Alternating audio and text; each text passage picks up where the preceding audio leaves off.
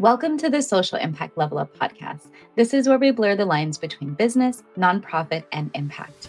In season 3, we're redefining success for social entrepreneurs looking to grow their revenue. If you have reality-changing ideas, this is the place for you. Let's jump right into today's episode. Have you ever thought about what it feels like to have your money nerve tickled? Well, our guest today is going to tell you exactly what that feels like.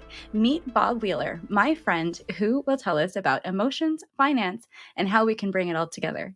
Bob, let's hear from you. Who are you and how do you make an impact? Wendie, well, it's great to be here. Well, hopefully I make an impact in starting to normalize conversations around personal finance and money. I found that there's so much shame around past choices and current choices, and so many people out there think they're alone. And so it's really just been my mission to just start normalizing conversations around money so people can start to let go of those past judgments. Yes, and I love that you're here because you welcomed me on your podcast. So I'm excited to welcome you here with us today. And the reason why we started talking in the first place was because I am passionate about mental health. You're passionate about money and mental health and how they come together. And we met in line at FinCon to get t-shirts. That's right. And we've stayed friends ever since. So can That's you right. tell me a little bit more about how you became passionate about this particular topic of finance and this your feelings and emotions together?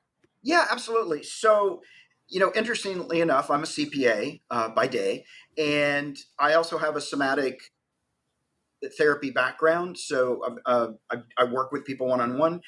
But basically, a couple things happened. I was meeting with clients. They were going out and doing the exact opposite of what seemed like practical sound advice.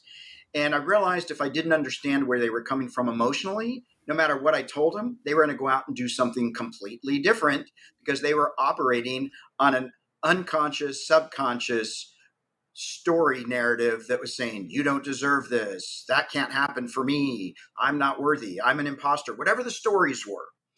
And at the same time, I got into accounting because it was just something that came easy for me, not what I had planned to do. But I also had my own money story, and I was doing things that were not in my best interests, even though I knew better. And so I started doing some self reflection about my own self worth, about what was going on for me, as well as what was going on for my clients on their journey. And I ended up writing a book about it. And I realized, yes, I can do all the practical stuff. I can help people save money and do all those great things. But what's more important to me is understanding why we do what we do, and not just shaming people. Oh, you spend too much. That's crazy. What are you trying to not feel? What are you trying to avoid? What's the story you tell yourself or beat yourself up with? And so I just got really curious. And I just started having conversations with people, start saying, what's going on for you? And people started finding out, wait, I'm not alone. Other people think this way. Oh my God. And I just think so many of us have been taught to present instead of show up authentically. And so my goal and my hope is that people can start to feel comfortable saying, this is who I am. I'm not perfect, but I'm enough. Oh my gosh, yes, the worth and money and all of those things together. It can be, especially if you've come from a background of not feeling positively about money, it can be very overwhelming, especially for entrepreneurs to try to change that money mindset and have a friendlier experience with money in order to generate more money. So I know I talk to a lot of entrepreneurs who struggle with that. How can you help people think about having a better sense of worth and bringing their money together? It's kind of funny because it's like you say that worth in terms of money worth, but then worth in terms of self-value. And it Right. means such different things, but gosh, those things can collide together in negative ways. For sure. And I think most of us confuse net worth with self worth. And we think we have to be a certain number. And for me, it's about excavating our past, getting really uncomfortable, and starting to look at things and say, does this serve me anymore? And as an accountant, I'm looking at things at a cost benefit. What is the benefit of staying small? I don't have to fail. Nobody can judge me. What's the cost? My passion, my soul, my joy. And so, is it worth it? Am I willing to get uncomfortable? Am I willing to step into the fire so that I can actually show up in the way that I think that I'm meant to show up? And potentially get that net worth up higher a lot. So Absolutely, absolutely. And for entrepreneurs, right, we're constantly creating, constantly creating. A lot of times people are used to that, the struggle, and then not used to when the success comes going, oh, here's that part. No, no, no. I'm used to the struggle part. Let me get back to the struggle part. So a lot of entrepreneurs aren't so great at actually implementing once they get where they want to be. And like I had a client, she would build her business up, do amazing, and then about every 5 years she would just torpedo it. It would fail. And I finally, after the third cycle, because I have a lot of long-term clients, I said, what do you think's going on here? Let's talk this through. Well, ultimately she realized the only way she knows that her mom truly loves her when her mom comes to her rescue. And so when she's succeeding, mom doesn't need to tell her she loves her, and she wants mom to tell her she loves her. And so the failures were really just ways to get mom to come back into the picture.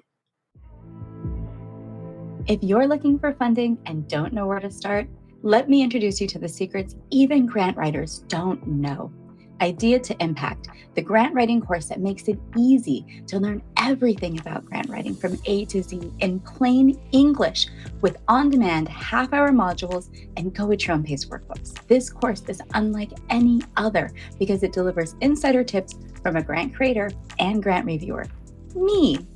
I've awarded over $35 million throughout my career, and I give you all of the resources and knowledge that you need to apply for millions of dollars on your own. No grant writer needed. Sign up today at wendieveloz.com/grants. That's so, and the value of understanding that, changing that behavior, and being able to say, this isn't what I want, or this isn't helping my business grow. If every 5 years I'm tanking it, and then all of a sudden, there's get to the 10-year mark and I no more business, maybe I can't recover, right? So, I think that's an interesting story. And when she realized that, or when your client kind of worked through that process, did they have to like get the mom involved in the healing? And was it a whole family affair? Like what happens after they uncover something like that? It more became her willing to go to her mom and saying, look, I realize I'm doing this self-sabotage because I have this fear that you don't love me. I just need reassurance, right? And having that conversation. This comes up a lot with clients. They'll say, well, if I don't succeed at this business, or if I don't get this certain job, my parents won't love me anymore. And so I often challenge the people that I work with one-on-one and in groups to actually go back to your parents, go back to your spouse and say, what's the dollar amount at which you'll stop loving me? And they're like, what? Because the reality is that's probably not true for most people. Most parents will say, I love you no matter what. Yes, I want you to succeed. Yes, I want you to have it easier than I did. And even if you don't, I'm still going to be there and hold space for you. But we don't have these difficult conversations. And so for her to be able to go back and say, wow, I have this void. I don't know, like, are you willing to work with me? And even if mom's not, to be able to get to a therapist and start to work through some of my history. Yeah, because it ultimately, becomes your problem. Eventually, mom won't be there and you'll have the problem on your own. So you, as an adult, sort of have to deal with it. And I think that's with the money things. Eventually, we all kind of come to terms with it's not something you can deny your way out of, or you can keep ignoring. I mean, the more you ignore, maybe kind of the more it gets worse. So that feeling of, I see people spiral sometimes, like it's like you're on that downward loop of money thoughts, and you don't know how the bottom is pretty deep, so you got to keep going down. How can people stop that spiral and start getting back to the place where they're making those healthy decisions or those proactive decisions? I think the first important step is ask for help, ask for support. It doesn't even mean that they have to fix it for you. Just let somebody else know, man, financially, I'm in over my head. I'm freaking out. I'm having dark thoughts. I don't know what to do. Like that right there takes off so much pressure. It doesn't fix it, but at least now you're not alone. You've got an ally. And I think that's the most important thing, is to actually ask for help, which a lot of us don't do. I refused it for years. And it's not weakness to ask for it. It's it's smart, it's courageous, it's heroic. And once we can get a little bit of support, we didn't get there in a day. We're not going to get out of it in a day, right? So look for the small wins. What can I do so I can sort of feel good? Oh, it's happening. And then just day by day, step by step, spoon by spoon, right? We're not going to eat the right. We're not going to eat the whole elephant. We're just bite a little bite. We're going to take little bits until it starts to be manageable and tolerable. And I think even in my experience, when I had dark money thoughts, probably the first year of entrepreneurship where I made like zero cash, I I don't know think I knew I could have called Bob, right? Like I knew you, but I don't think I ever knew that you were a resource that I could just say, "Hey, friend who knows about these things intimately, I'm having a problem here. Help me work this out." Or who do I call? Or what book do I read? Or what resource do I do? I think people just don't genuinely have this sense of who in their network to call or they could call. So, is this something you call your CPA with? And like, or your CPA might be like, so I don't know. What's the answer? So some CPAs would be receptive. It might be a financial advisor. It might be a financial therapist. It might be just a therapist, right? And here's the thing. You don't need 8,000 people to help you, but the first 10 might say no. So you have to keep asking, right? It's just like going for that job or something you really want. Just don't stop at the first rejection. Hey, I've got this thing going on. Or tell a couple friends, hey, I'm looking for some help. Do you know anybody? There's a lot of great resources online these days, thankfully. But start looking, like start seeking. I want something different. What are the tools that I need to start helping me get out of my current situation? Yeah, and you just named sort of the dream team of people that I discovered accidentally. I mean, my financial advisor is one of my best friends since first grade. My CPA, I have two CPAs, but I also met a bookkeeper recently and I brought her on too. So I've got like this team of people who have been helping me through the process, and then even insurance advisors, like all these other things. And I think as a small business, when I went into it, you hear the title solopreneur and you literally think it's you with all these other things, and you don't realize that you have to invite these other people into your business because Yeah. they have a place and expertise that you don't have and can help you when you get to those hard times. Yeah, absolutely. You need a team. Even my CPA practice, I make it clear to all my clients, it's a team of people that are helping them. It's not just me. And so most of my clients will say, Dear Bob and team, right? Or now it's Dear Shelley, Bob and team, because I want people to know I'm not doing all this on my own. I have a team of people that I want to recognize and appreciate. And I know I don't know everything. And if we know we don't know everything, it makes it so much easier to let go of ego instead of trying to, oh, I should know that. No, I don't know. Let me find out. I'll get back to you. I can tell you I don't know how QuickBooks works. I don't ever want to, and I really am horrible at QuickBooks. So I know my limitations. And that's important too, right? Know what your strengths are, know where your weaknesses are, and don't beat yourself up. Yeah, and this podcast is all about that idea of, you're trying to get to somewhere and you can only go so far. And then you have to kind of reflect, okay, I can get better and I move incrementally towards my vision. But at some point, I have to stop and do that reflection. And I think finance is one of those places where if you don't stop and do the reflection or have someone who's regularly doing it for you, you can get into a world of problems. And so, how often do you have these kinds of conversations with your team? I mean, I know how often I talk to my team, but how often do you kind of recommend people check in with their financial support team? Well, ideally, if you're not quite where you want to be, at least once a month. If you're where you want to be, a lot of my clients, we check in every 3 months or every 6 months. But when I'm working with people that are deep in it, it might be weekly. Because when you're first trying to dig out of it, man, you need a lot of support usually, right? You just need those guide rails that are just helping you. Okay, let me stay the course. Let me stay the course. Once you start to get comfortable, yeah, I don't need Bob so much right now, but I know he's there, right? And then we start to get more comfortable. But initially, I think you need to focus on it a bit more, almost obsessive, so that you can start to actually shift those habits, those patterns, and those thinking. that take you down rabbit holes. All that the brain science pieces that come to mind when you're talking about Yeah, this. And it's NLP. holistic well-being. Finance is always about one of those pieces that can really unlock other things for you. So the better your finances are, the more opportunities you have to give back and do other things with your money, make your money work for you, invest, all these other options. So of course, staying in that negative space, it's really not helping you overall, but it's also not helping you make a bigger impact.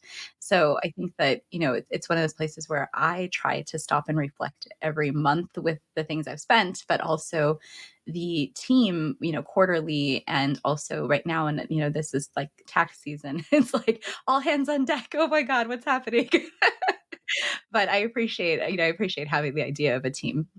It's so important. And I also think whether you're single, whether you're in a relationship, whether you have kids, whether you're taking care of elder parents, having a self check in and do I need anything? Am I where I want to be? Do I need to make some modifications? Do I need to pivot? One of the things that I use as a blueprint, whether it's finance, whether it's diet, whether it's getting healthy, whatever it might be, I have this what, why, what. What, why, what? What do I want? Why do I want it? Why don't I have it? What am I willing to do to get it? And it can be, why do I want it? Because I want to look super cool and impress everybody. That's okay, right? There's no judgment here. But if we can understand what we want, why we want it, why we don't have it, people will judge me. People will try to take it from me. What am I willing to do? Now, for me, it's got to be an integrity. But like everybody has their measurements. But if you can start to look at that, whether it's, like I said, diet or finance, but I started out with this as money because why don't I have it? Oh, I have these limiting beliefs. What am I willing to do? I'm willing to let go of the past. I'm willing to forgive myself. I'm willing to work harder. I'm willing to get up an extra hour early. Whatever those things be, emotional or practical, getting clear about it. And then taking the steps to change the behaviors and to move forward. Yeah. So I want to ask you some questions about you because I think Yeah. that, we talked about your topic a lot, and I think that people would benefit from really understanding who you are as a person, but that's just me as a friend knowing you. I'm curious, at what point in your life when you were growing up and you decided, I want to help other people, I want to give back and I want to serve others, as opposed to just, you're a smart dude, you can make a ton of money. Yeah. So, it's interesting. I've always felt the need to be of service or feeling that that was an important component. Maybe because I didn't feel worthy to receive, it was better to give. Um, but I'm aware of a couple things. I'm aware that I had a lot of guardian angels. I'm aware that a lot of people saw my potential even when I didn't. And so I'm grateful for that. So I feel like I have to pay that forward in so many ways that happened for me. The other piece is, I was sort of drifting. I wasn't sure if I really wanted to be here or not. I didn't know, like, I wasn't creating all of this traction that I thought I should be creating. And one night I woke up just in the middle of the night and I just had this like message, like, you better get ready. Like, you need to get ready. And I'm like, for what? Right. I was terrified of public speaking. I spent most of my life walking around in complete fear. Like everything was life or death. Even making decisions to walk into a group full of strangers was like, felt like death to me. And so I started doing martial arts. I started Toastmasters. I just started trying to get all these skills so that I could at least get closer to the perception of me, making it more of a reality. And look, I just did the work for like 15 years. I'm just like self-reflecting, looking at the ugly pieces of me. And it got dark, and I finally got to a place where I was able to say, wow, I actually do want to be here. I am enough and I have something to offer, and I'm going to bring it. And even if my voice is shaking, even if I don't do it perfectly and I'm not dressed nice enough, like, I'm going to show up. I'm going to show up. That's such a huge decision to just fight through the dark places and say, no, I'm going to take what I feel is my purpose and do something with it. And I know exactly what you mean. You have that voice that's like, hey, get off your butt and go do this thing. And you're like, oh, Yeah. okay, I guess I'm gonna maybe do this thing. Yeah. Yeah, it's so hard. Now, I love this because this season we want to talk about redefining success. And the Mhm. story you just told is an absolute redefinition of what you were doing before. So how Yeah. did you come out the other side seeing, the value in what you made that choice to do and where you were going? And what did success look like at that point then?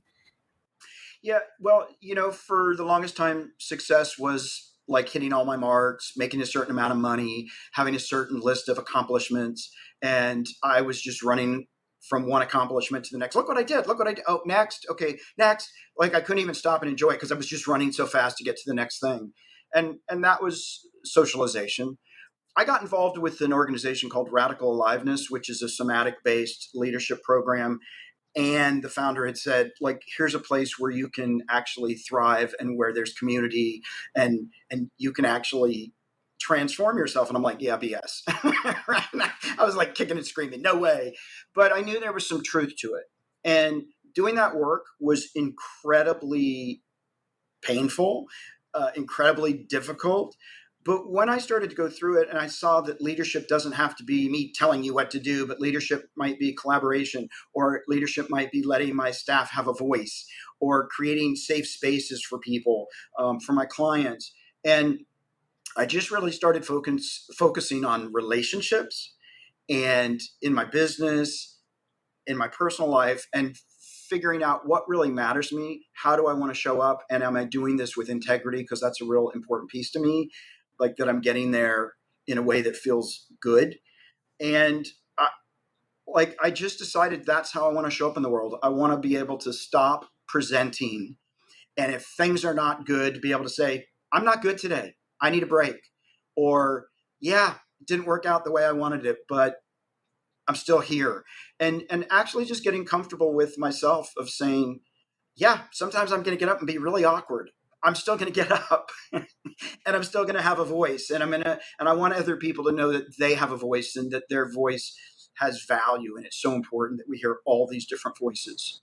Yeah, and I think that's a great reminder to people that you can do it badly, and it's so like, people are still gonna support you. You could be super awkward, that's okay. It's all a process that we're going through, and I love the idea that, you can shift from these arbitrary metrics that we maybe have been measuring ourselves against for our profession or from inherited from other people or employers. But when you're the person who's making the choices in the business, and you're the one who can decide how your team runs and what kind of foundation you build that business on.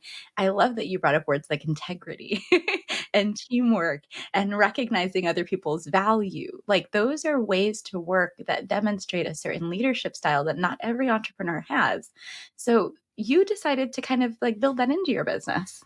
Yeah, absolutely. And I've had several former employees tell me that I ruined them for life because they felt like they could bring whatever was going on and that I would make space for it, even if I didn't always agree with it or implement it. They got to have a voice. And I think a lot of leadership is not comfortable with that. And we have to be, my opinion, we as leaders have to be comfortable being challenged, being questioned, and being willing to look at something and say, "Oh, I was wrong," or "Oh, I didn't see it that way." If I'm perfect, that leaves no room for anything, and it just feeds ego. And then I have to destroy people that try and mess with my ego. If I can actually authentically just show up and know that I'm not always right, and be willing to hear other points of view, like it's just going to go so much further in my book. Yeah, especially when you're first hiring people or bringing on a team, going from small shop to medium size or whatever it is, those thoughts are really important because you're going to have to frame how you describe what you do or the culture or how people interact with each other, what the expectation is for communication. All of those things are important. And if you're like lackadaisical on that or maybe a little lazy on that, you'll probably find that the culture that you inherit is not the one that you want. Yeah, absolutely. And let me tell you, I've hired a couple people that took advantage of the situation, right? And so I'm not saying that everybody came in and got on board with my vision, and that's okay too, because that showed up pretty quickly. I'm like, thank you for your service, and you can move on now. But yeah, I think you've got to be super clear, and you actually have to put some work into it. It doesn't just magically happen just by coincidence. Yeah, yeah, especially team structure. I could see Mhm. how those are deliberate decisions and how you bring people in and how do you explain to them their role, all of those kinds of things. So I love that you brought this conversation. Again, these are all insights that I know because I know you as a person. But I want to make sure that our listeners can uncover these too. So the other value that I see in your work that I admire a lot because I have not been able to espouse is just the comedy aspect. You bring and I mentioned it at the top, so I wanted to make sure that we get to the teaser. You do tickle people's money nerve, and you do it in such a beautiful way that I it's so authentic to your style that even I couldn't just start putting outfits on and mimic it, right? But can you tell people where that creativity comes from and just describe it for folks who haven't maybe seen your content before? Yeah. So for me, comedy is a great disarmer. It's a way to reach people without shaming them, doing it in a fun way. I mean, you can certainly use humor to shame people, but I don't. I try to tell stories, or I try to do things that people can look at that and go, oh, oh, that's me, right? And I'm like, oh, is it? Oh, yeah, I guess there is a, right? I don't want to like, I want people to have the space to discover it themselves and not me force them to see it. And I find that humor is just such a universal language. Even when I travel to other countries and they don't speak a lick of English, because I'm pretty singularly monolingual. And being able to use humor and physical actions or just connections and seeing people laugh, it's a way to connect with people that feels empowering, it feels healing, and it feels connecting. And so I love laughing. If we can't laugh, oh my God, we're in so much trouble. We're in so much trouble. Yeah, it's like the boss I had who told me that we weren't allowed to have fun at work. I'm like, "What?" So I made fun part of my business because I believe that we should be having fun while we're doing work. It makes work better. So No, absolutely. And I used to tell employees when they would come into my office, I'd say, look, you're going to see us all laughing and having a lot of fun, but let me tell you what, we do a lot of work. So don't mistake us having fun for not working. And because we're working, which is why we can laugh and play. and also I think you can laugh and play and work more when you're laughing and playing than if you're miserable Yeah, and crying. So absolutely. Absolutely. it's the wrong Absolutely. vibe, I think, at work. So the last question before we kind of wrap up that I wanted to ask you is if you had something that you could tell someone who's, making an impact, working in a business, trying to do good, working in a nonprofit and doing this sort of as the leader, the person that, who has the vision, what would be a piece of advice or some resource or something that you could share with that person that might transform their journey? I mean, what comes to mind is follow your passion. For me, we're here to feed our souls. And like that may not resonate for everybody, but that's for me, we're here to feed our souls. And so if I'm not following my passion, I ask myself, am I having fun? Am I enjoying this? Because if I'm not, I need to pivot out. And I've said to people, this isn't fun for me. I'm leaving, whether that's been a relationship, whether that's been a business, whether it's been working for somebody. For me, if we show up with our passion, if we show up with our joy, like how do we not impact the rest of the team, the people around us, our friends and family? And even if I'm doing something that's temporary, if I can come in and find the gratitude in that temporary situation instead of like, oh, I'm so angry that I have to do this to get to the next step, if we can just really cultivate our gratitude, I just think it makes the world a better place. Oh yeah, absolutely. Coming from a place of gratitude is always, I think, a good step in any time in your journey to move forward. Just being able to reflect on where you've been and be grateful even for where you've gotten to at this point is important.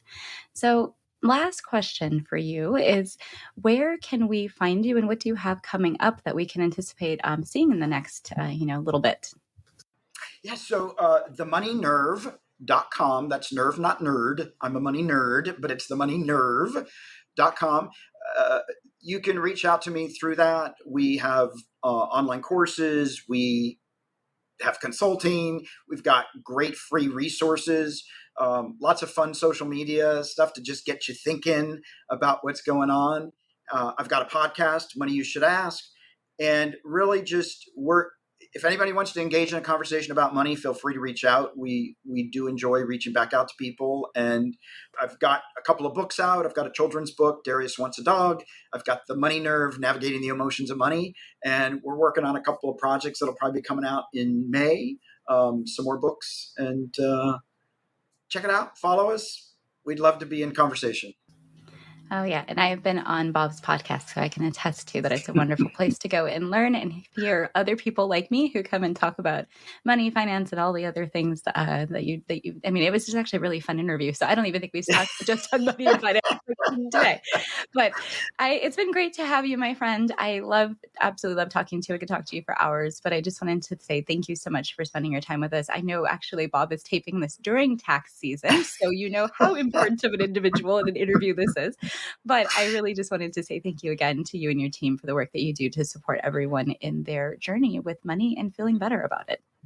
Well, thank you, Wendie. I appreciate it. I love to have these conversations. It feels so important because there's so many people out there that are struggling, feeling shame, feeling judged, and they're not alone. We're not alone. And so anytime I can have these opportunities to just share and hopefully let people know there is hope, just reach out for help. So yes, thank you for being here. And thank you, listeners, for being here for another episode of the Social Impact Level Up podcast.